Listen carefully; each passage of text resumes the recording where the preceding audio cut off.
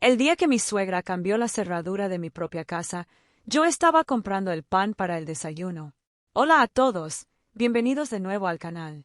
Si te gustan las historias reales de traiciones familiares y justicia inesperada, dale like, suscríbete y activa la campanita, porque esta historia te va a dejar sin palabras. Ahora sí, empecemos. Me llamo Marisol, tengo 34 años, y durante los últimos 6 años viví lo que muchas mujeres viven, una suegra que nunca me aceptó, pero que yo intenté tratar con respeto por amor a mi esposo, Andrés. Todo empezó cuando Andrés y yo compramos nuestra primera casa. No fue fácil.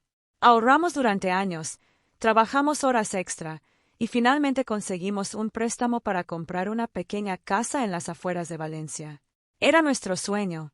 Teníamos un jardín pequeño, 2 habitaciones, y una cocina donde yo pasaba horas cocinando para nuestra familia. Doña Remedios, mi suegra, nunca estuvo contenta con esa decisión. Ella quería que Andrés se quedara viviendo en su casa, para cuidarla, decía. Pero Andrés y yo necesitábamos nuestro propio espacio.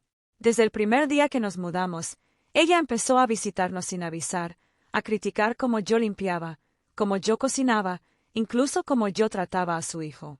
Yo aguantaba todo en silencio. Pensaba que, con el tiempo, ella cambiaría de actitud. Pero me equivoqué completamente. Un día, Andrés tuvo que viajar por trabajo durante 3 semanas. Fue entonces cuando descubrí algo que cambiaría todo. Estaba organizando unos papeles en el escritorio cuando encontré una carta del banco. Era una notificación sobre un cambio en la titularidad de la hipoteca de nuestra casa. Al principio no entendí nada. ¿Cómo podía haber un cambio si Andrés y yo éramos los únicos dueños? Llamé al banco inmediatamente, y lo que me dijeron me dejó helada. Doña Remedios había presentado documentos, supuestamente firmados por Andrés, para agregarse como cotitular de la propiedad. Ella alegaba que había prestado dinero para la compra de la casa y que, por lo tanto, tenía derecho legal sobre una parte de la vivienda. Eso era mentira. Nosotros nunca recibimos dinero de ella. Ni un solo euro. ¿Pero cómo consiguió una firma de Andrés? Esa pregunta me quitó el sueño durante días. Empecé a investigar por mi cuenta, sin decirle nada a nadie todavía, porque necesitaba estar segura antes de hablar con mi esposo. Revisé cajones, carpetas viejas, y encontré algo que me heló la sangre, una copia de un documento firmado años atrás, cuando Andrés todavía vivía en casa de su madre, un simple permiso para un trámite del coche. Doña Remedios había usado esa firma antigua, escaneada y modificada, para falsificar los documentos del banco. Cuando Andrés regresó de su viaje, se lo conté todo. Al principio no podía creerlo. Mi madre nunca haría algo así, me decía. Pero cuando vio las pruebas, su expresión cambió completamente. Estaba destrozado. Fuimos juntos a hablar con ella. Pensamos que tal vez había un malentendido, que quizás podíamos resolverlo en familia. Pero lo que pasó después fue todavía peor de lo que imaginábamos. Doña Remedios no solo no lo negó, nos dijo, con una frialdad que nunca olvidaré, que esa casa también era suya, porque ella había criado a Andrés para que llegara a tener algo así y que, si no le dábamos una parte de la propiedad, ella se aseguraría de que las cosas se pusieran difíciles para nosotros. No entendimos completamente esa amenaza hasta 2 semanas después. Un viernes por la tarde, llegué a casa después del trabajo y no pude abrir la puerta. La cerradura había sido cambiada. Toqué el timbre, llamé por teléfono, golpeé la puerta, pero nadie respondía.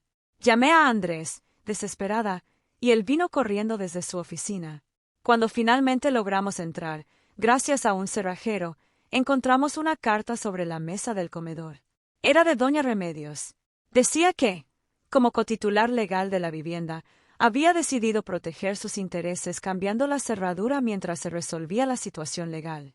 Sentí una furia que nunca había sentido antes. Pero también sentí algo más, determinación. Esa noche, Andrés y yo no dormimos. Hablamos durante horas sobre qué hacer. Podíamos gritar, podíamos pelear, podíamos dejar que la rabia nos controlara. Pero decidimos algo diferente. Íbamos a hacerlo bien, de manera legal, inteligente y definitiva. Al día siguiente, contratamos a un abogado especializado en fraude documental. Presentamos una denuncia formal, junto con todas las pruebas que yo había reunido, la firma falsificada, los documentos bancarios alterados, y la carta que doña Remedios había dejado admitiendo sus acciones. Pero mientras investigábamos, descubrimos algo que ninguno de los dos esperaba.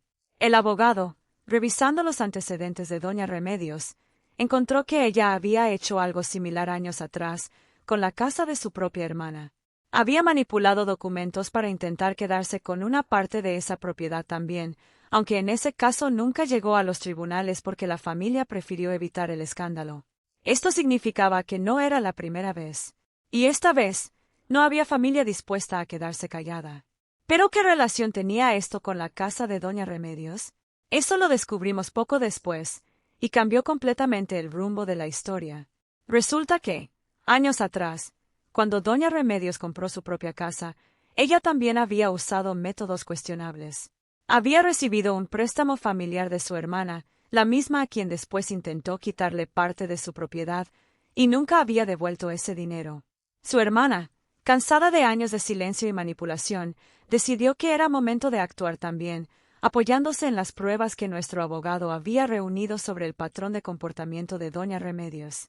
La hermana de doña Remedios presentó su propia demanda, reclamando la deuda nunca pagada, con intereses acumulados durante más de 15 años. Y como doña Remedios no tenía forma de pagar esa cantidad de dinero de inmediato, el tribunal ordenó el embargo de su vivienda para cubrir la deuda. Mientras tanto, nuestro caso avanzaba rápido. La falsificación de firma quedó demostrada con un peritaje caligráfico, y el banco anuló inmediatamente el cambio fraudulento en la titularidad de nuestra casa. Doña Remedios fue procesada por falsificación de documentos. El día del juicio, ella llegó pensando que podría defenderse fácilmente, como siempre lo había hecho dentro de la familia. Pero esta vez no había gritos que la ayudaran, ni lágrimas que convencieran a nadie. Había pruebas, documentos, peritajes, y una hermana que finalmente había decidido hablar. El juez determinó que ella había cometido fraude, y como parte de la sentencia, además de perder cualquier reclamo sobre nuestra casa, tuvo que asumir el pago total de la deuda con su hermana. Como no tenía los fondos suficientes, terminó perdiendo su propia vivienda para saldar esa deuda. La mujer que intentó dejarnos sin hogar, terminó sin el suyo. Andrés estaba destrozado emocionalmente, no voy a mentir. Es su madre, después de todo, pero también entendió que las consecuencias fueron resultado de las propias decisiones de ella, no de las nuestras. Nosotros solo defendimos lo que era justamente nuestro. Hoy, casi un año después, nuestra casa sigue siendo nuestra, esta vez con todos los documentos completamente en regla y verificados legalmente. Doña Remedios vive en un apartamento pequeño, alquilado, y la relación con Andrés quedó reducida a llamadas ocasionales, cordiales pero distantes.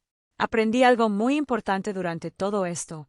El amor por la familia no significa aceptar el abuso en silencio. A veces, la justicia no llega gritando, sino con calma, con pruebas, y con la paciencia de quien sabe que la verdad, tarde o temprano, siempre sale a la luz. Si esta historia te tocó el corazón, cuéntame en los comentarios qué habrías hecho tú en mi lugar. No olvides darle like, suscribirte al canal, y activar la campanita para no perderte la próxima historia. Nos vemos en el siguiente video.